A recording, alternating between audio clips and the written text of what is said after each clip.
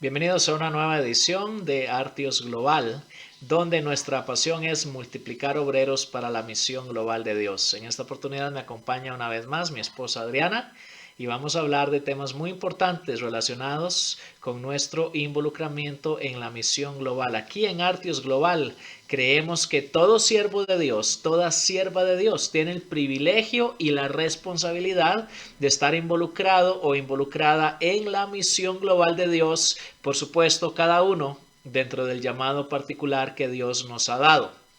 Ahora, para aquellos que pudieron participar en la conferencia de Artios Crecer que tuvimos al inicio de este mes de octubre, recordarán que mi esposa tuvo una presentación en cuanto a cómo crecer precisamente en nuestra participación en la misión global. Le he pedido que me acompañe en esta ocasión para hablar un poco más de ese tema que ella trató en la conferencia de Artios Crecer, especialmente para que aquellos que no pudieron participar en la conferencia puedan enterarse del tema que mi esposa trató.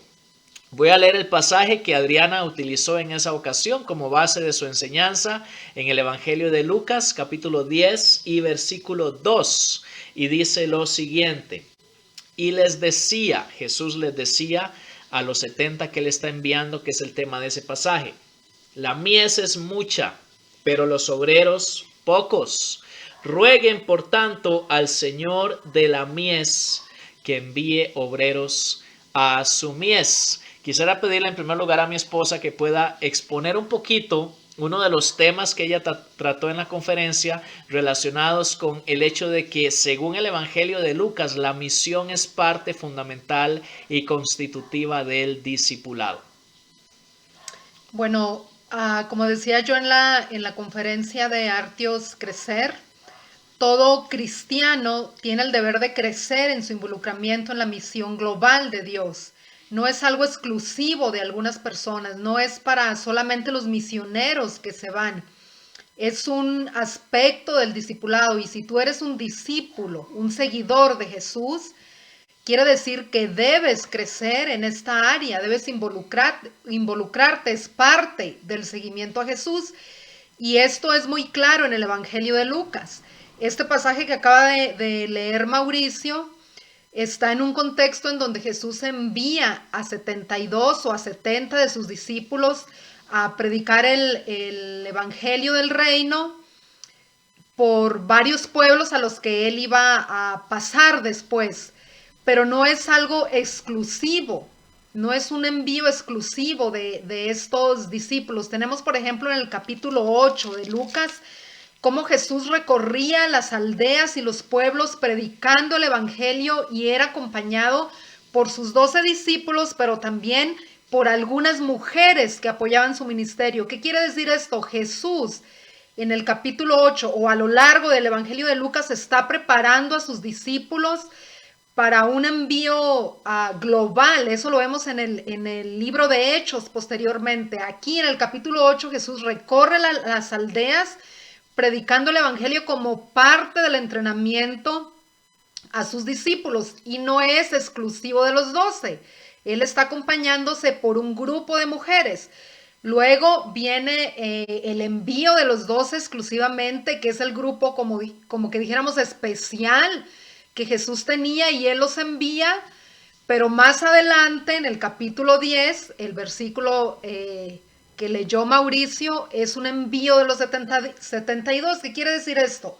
Que Jesús involucra no solamente a los 12 discípulos o apóstoles más cercanos, sino que involucra a un grupo más extenso. Y con esto Lucas nos quiere decir el involucramiento en la misión global, en llevar el Evangelio a todo el mundo, no es exclusivo de un pequeño grupo, sino que es parte de la comunidad cristiana. La comunidad cristiana entera debe estar involucrada y debe estar preparada para participar en la misión global de Dios. Excelente. Entonces, lo que entiendo que mi esposa está queriendo darnos a entender acá es que, según la enseñanza del Evangelio de Lucas, la perspectiva que Lucas presenta en cuanto al discipulado, incluye el cumplimiento de la misión global para todo discípulo de Jesús, no solamente para algunos elegidos y enviados que en aquel tiempo podían ser los apóstoles y que hoy llamaríamos misioneros. Si eso es así, si la misión global es para todo discípulo de Jesús, es parte constitutiva del discipulado, quisiera que Adriana puedas hablarnos ahora un poquito en cuanto a las formas prácticas en que aquellos que tal vez no tienen un llamado directo a ser misioneros transculturales fuera de su país, pueden entonces cumplir su papel, su función en la misión global de Dios. Ya hablaste un poco de eso en la conferencia de Artios Crecer, pero para aquellos que no participaron en la conferencia, ayúdanos con algunas ideas prácticas de cómo todo discípulo puede participar en la misión global. Bueno, yo daba en la conferencia algunos pasos que van de un involucramiento menor a un involucramiento mayor, basándome en este versículo de Lucas 10:2. Y la primera manera de involucrarnos todos los creyentes en la misión global de Dios viene del versículo 2 que dice, la mies a la verdad es mucha. Y entonces yo les decía que una de las cosas que todo discípulo debe hacer es conocer la mies. La mies es extensa, es grande. El mundo es un campo que está a nuestro alcance ahora. Que podemos tener noticias ahorita aquí en México, de Europa, de Asia, de África, en un instante. Con solo entrar a internet y buscar las últimas noticias, uno sabe qué es lo que está pasando en el mundo. Ese mundo es la mies, que es grande, que es mucha, que está necesitada de la predicación del Evangelio. Y todo discípulo debe conocer cuáles son las necesidades de esa mies, en dónde está la mayor necesidad de obreros, ¿cómo puedo yo orar por África, por Europa, por Asia, por América? Y es una manera de involucrarme, conocer la mies. La segunda manera viene de las siguientes palabras del versículo que dice, pero los obreros pocos. Es un contraste que Lucas está haciendo, lo extenso que es la mies, lo grande, y la necesidad de obreros porque no alcanzan, son pocos en comparación con la mies. Entonces yo lo que les decía es, todo discípulo de Jesús debe estar involucrado de alguna manera en conocer a los obreros que están en la mies. ¿Quién está en un país en particular? ¿Cómo puedo yo orar por ese obrero? ¿Cómo puedo yo apoyarlo? Porque yo les decía, aparte de que los obreros son pocos que salen al mundo, la vida del misionero a veces es muy difícil y necesita de un apoyo en todo sentido, emocional, económico, espiritual, estar ahí para ese obrero. Entonces es muy importante que cuando el discípulo de Jesucristo se informe sobre la mies, escoja algunos lugares, algunos países que diga, ok, yo voy a comprometerme con Somalia, o voy a comprometerme con Turquía, o yo no sé, cualquier país que tenga un bajo porcentaje de evangélicos, y luego encontrar algunos obreros o por lo menos un obrero y decir, yo me voy a comprometer con este obrero a recibir sus cartas de oración, a estar orando por él, a estar apoyándolo económicamente. Es otra manera de involucrarte y no necesitas salir. Y va de un compromiso menor a solamente conocer la mies y dar un paso más allá y comprometerte con algún obrero o algunos obreros. El tercer paso o la tercera manera en que todo discípulo de Jesucristo puede involucrarse en las misiones viene de la siguiente frase del versículo, que es: rogad al Señor de la mies que envíe obreros a su mies con la oración. Y aquí se habla específicamente de rogar por un envío de obreros, por la necesidad de obreros.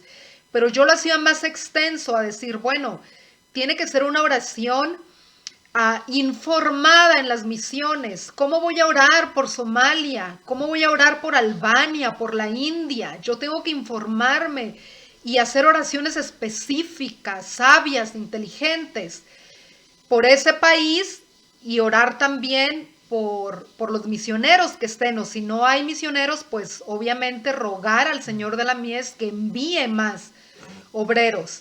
Y finalmente, pues viene el compromiso mayor, ¿no? Que es ir a las misiones, pero esto sí, ya es un llamado particular, un llamado personal de Dios hacia el discípulo que debe salir de su país, que debe dejar, pero en sí los 3 primeros pasos puede hacerlo cualquier discípulo de Jesucristo sin tener que salir de su país.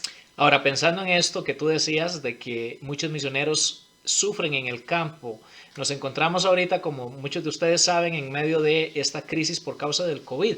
Pienso que podríamos cerrar este tiempo orando por esos misioneros que están ahorita en el campo, tal vez sufriendo, tal vez solos por causa de la pandemia. Entonces me gustaría pedir a mi esposa que pueda cerrar con una oración por ellos, por favor. Oremos. Padre, gracias por tu palabra y gracias porque nos permites participar de lo que tú estás haciendo en el mundo a través de la oración. Y hoy queremos interceder por aquellos misioneros que están en países que no tienen una atención médica adecuada, que en donde su vida peligra, Señor. Rogamos que tú los guardes de ser contagiados por este virus, Señor, y que ellos puedan ser de una bendición enorme, llevando esperanza a los pueblos que no tienen esperanza, Señor, a la gente que está muriendo. Llevar esta esperanza en Cristo Jesús. Úsalos para gloria de tu nombre, para que sean sal y luz en medio donde están, Padre. También te queremos rogar que tú les proveas, Señor. Sabemos que es una situación difícil en cuanto a la economía en este tiempo del COVID, Señor. Te pedimos que las iglesias que están apoyando a esos misioneros no les falte el recurso para seguir enviando ese dinero que sostiene a las familias misioneras y al ministerio de los misioneros. Señor, provee para cada una de sus necesidades, provee para sus hijos, que nada les haga falta, y provee para el ministerio también, Señor, que ellos puedan seguir bendiciendo a los que están a su alrededor a través del ministerio que hacen. Te lo rogamos, Señor, y ayúdanos a ser cada vez más pertinentes al involucrarnos en tu obra global en el mundo. Te lo rogamos en el nombre de Jesús. Amén. Amén.